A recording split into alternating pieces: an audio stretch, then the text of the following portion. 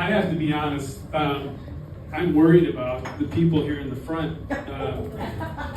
They don't know my shows. I smash stuff. This thing is, I was going to probably have a seizure in the back, so I'll stand in front. But it's good to be back. Matt invites me back. He's been inviting me back. I just haven't been able to do it. It's been a busy summer. He keeps inviting me back. My friends keep saying, why? But I keep thinking, she's so gracious, he must really like me, or he just wants me to buy a few drinks. But I am happy to be back. I have missed a few shows. I've been busy all summer. I did have a nose procedure to fix a deviated septum this last month. That's great. Somebody's had it done? No. Okay. But you want to have it done? No. Okay. We're going to talk about it. So, if you haven't had a deviated septum, it's usually to help breathing. And but what they tell you is, after the surgery, you're going to be a little swollen, and you're not going to actually be able to breathe out of your nose at all. In fact, you are an instant mouth breather. And when you've never been a mouth breather, things change. They change drastically, really drastically, and it was rough. I got to tell you, right out of the gate, things changed a lot for me. I went from watching documentaries to watching cartoons. I was eating Totinos instead of charcuterie. I was wearing sweatpants outside of the house in Crocs, yelling at my kids in Walmart like it was a sport. Just terrible. But I am better now. And prior to that, I had the chance to go on a wonderful backpacking trip with some of my best friends. They're still friends to me. They don't really call me a friend anymore after that trip, but we had a wonderful time. Great scenery. Wyoming was wonderful. I get back and people say, "My God, were you nervous about running into bears, grizzlies? Were you terrified about it?" And I said, "No. I think the thing that scared me most was pooping in the woods." Could you imagine, a bear coming up mid-business, no time to clean up, no time to blow up your pants, and the bear's thinking, "My God, have you no decency? Don't you people build small houses for this?" But we made it out of there. But I am really glad to be back. I was a little bit nervous to do this. I've been doing a bit of stand-up comedy for about over a year and a half now. And you think I'd be getting better at it, but no. I still Google how to be funny before these shows, and Google's, I'm going to have to go to AI. It's really tough to follow someone like Jocelyn after this, particularly she's a pro. She's so amazing. Give it up for Jocelyn. She's not even here. She's already left. But she is awesome. She's such a professional.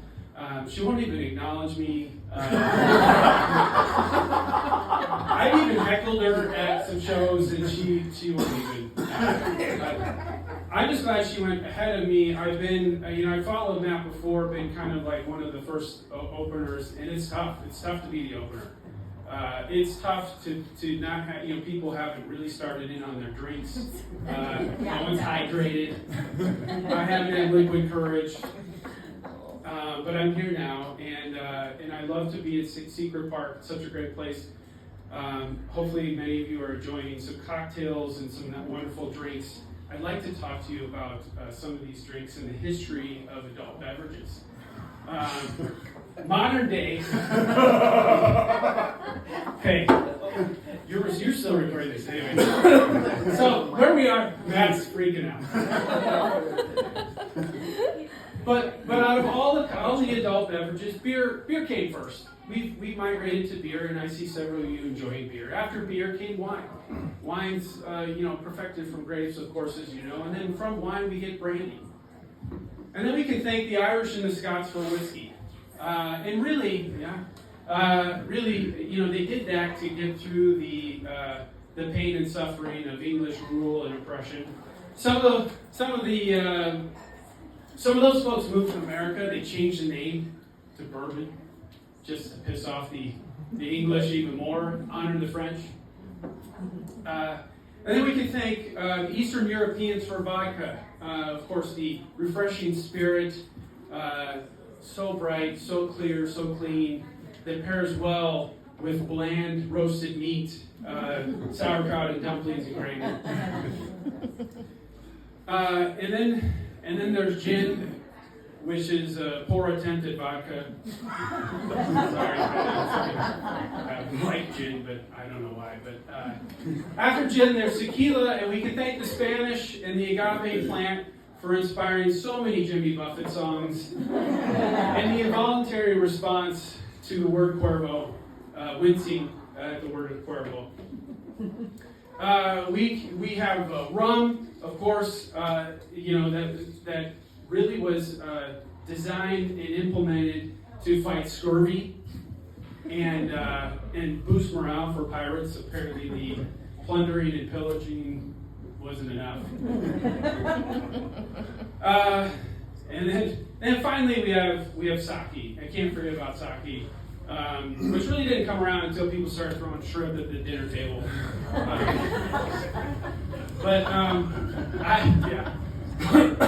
Thank you.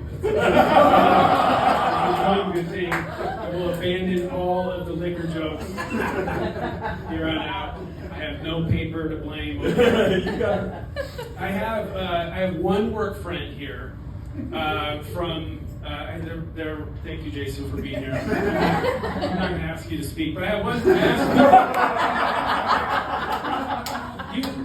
The folks in the front, you may not know, this is not my real job. I actually have something else.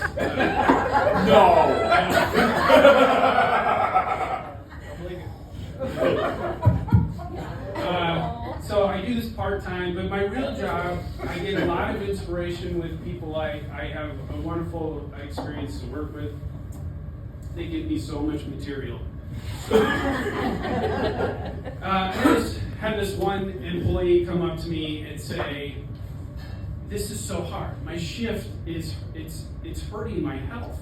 I would really like to just come in whenever I want." And I said, "Your work hurts my health too.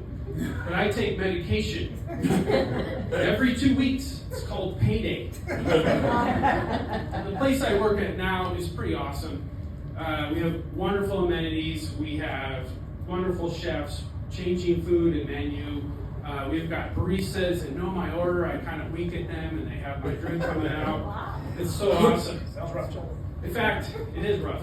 I just had, not too long ago, I had duck confit meatballs while I was reading an employee survey that said, "Enough with the fancy food, burgers every day." I had an employee once that he had a problem with his t-shirt. I think, Matt, like I said, nobody wants to hear about the t-shirt. But I had an employee that had a t-shirt that was in question. It was suspect. And it wasn't so much that the shirt didn't cover his belly. It was, and he told me, he said he went around and he asked everyone if the shirt was offensive. And it was clever. I have to give him that. It was just that the F-U-H, space, and Q was the problem with the t-shirt. That is it for me tonight.